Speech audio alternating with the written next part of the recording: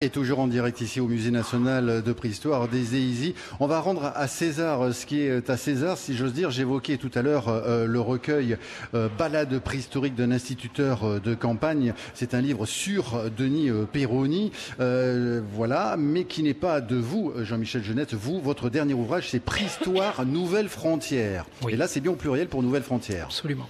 Voilà, ce qui devait être corrigé est dit. Puis j'évoquais ce magnifique livre, Journal d'un préhistorien, que l'on trouve ici au Musée national de préhistoire, avec la collaboration de différents intervenants. Tout à l'heure, on a entendu Jean-Pierre Chadel, il y avait aussi Philippe Lagarde en tant que maire des EISI, qui ont apporté leur soutien à ce projet. Un très bel ouvrage, c'est une des bibles à découvrir ici.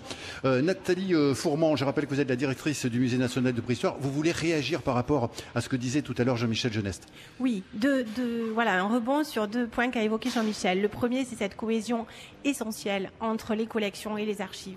Et je me permets de réinsister sur ça, puisque le travail fait pour l'ouvrage est là pour le démontrer. Ce musée a un fonds d'archives qu'on continue d'ailleurs de découvrir, d'explorer, qui est essentiel et qui doit bien être pris de manière complètement cohérente avec les collections. Et c'est cet ensemble-là qui a travaillé pour une transmission, pour la recherche certes, mais aussi pour la transmission au public. Et la deuxième réaction par rapport aux propos de Jean-Michel, dans laquelle l'ensemble des équipes du musée peuvent se retrouver, parce que ce sont des dimensions que nous avons récemment évoquées, présentées, mises en projet et même en programme dans le cadre de notre projet scientifique et culturel, puisque le musée a fait son nouveau PSC dans notre jargon de musée, c'est ainsi que ça s'appelle, en ce début d'année 2023, récemment validé. Et cette dimension de l'enjeu de la préhistoire aujourd'hui dans nos sociétés contemporaines et comment dans nos sociétés contemporaines on fait pour parler de préhistoire, voilà, c'est vraiment quelque chose qu'on porte de manière très forte. D'abord parce que cette préhistoire, c'est le socle commun de toutes les sociétés humaines, avec des S à préhistoire, Jean-Michel me contredira pas, mais c'est ce socle commun qu'il convient aujourd'hui d'expliquer, cette diversité des humanités, cette altérité, mais voilà, l'autre c'est aussi moi, enfin voilà, tous ces sujets-là sont essentiels, et effectivement, dans notre projet scientifique et culturel, on appuie beaucoup sur ça, et on veut s'attaquer avec ambition et on l'espère succès à ce défi, parce que c'est un vrai défi. Jean-Michel parlait de challenge et ça en est un.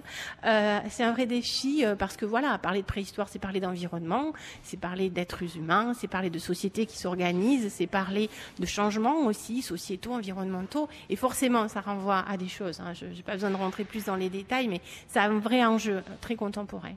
Et les médias divers sont les expositions, les conférences participatives, qui sont autant de moyens de renouveler aussi nos propositions. Le parcours extérieur de visite aussi, qu'on inaugurera le 30 septembre et qui est là pour reposer cette question du temps long des occupations humaines. Et Jean-Michel parlait aussi du rôle d'autres médias, ceux des artistes.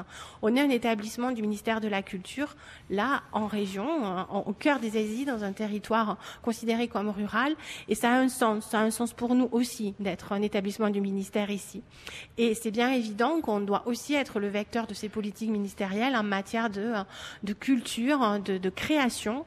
Et on a déjà plusieurs projets en cours ou à venir de résidences d'artistes qui sont là pour s'emparer aussi de tout ce potentiel qu'on a et y apporter leur regard et transcender ces données que sont les collections, les archives, en des créations actuelles, contemporaines et qui parleront aussi au public d'une autre manière, y compris au jeune public, puisque ces résidences, on souhaite toujours qu'elles soient associées à des projets d'éducation. Le temps passe très vite. Merci beaucoup Nathalie Fourment. Je rappelle que vous êtes entre autres conservatrice générale du patrimoine et directrice du Musée national de préhistoire. Un dernier mot, Jean-Michel Geneste, pour la conclusion de cet entretien à deux. Il me plairait énormément de savoir ce que Denis Perroni aujourd'hui penserait du plan qu'il a fait ici dans ce pays avec le musée national ce musée de préhistoire en 1923 et de voir l'arbre et la plante qu'elle est devenue aujourd'hui. Voilà, ça pourrait être le mot de la fin. J'ai une question qui me titille aussi. C'est vrai qu'on l'entend souvent. On parle d'inventeur pour une grotte qu'on découvre. Est-ce qu'il y a autre chose que la subtilité de la langue française que parfois j'ai du mal à comprendre? C'est vrai que l'on découvre. On découvre un site, on découvre un état, on découvre une mer, on donne des noms à. Inventer, c'est aussi mettre une mémoire et un imaginaire. Et à partir de là, on invente une histoire. Et j'aime beaucoup ce terme, inventer un site préhistorique. On peut inventer un musée, du coup. Voilà, ça sera la conclusion. Merci beaucoup à vous aussi, Jean-Michel Geneste, qui est entre autres ancien directeur scientifique de la Grotte Chevet et ancien conservateur de Lascaux.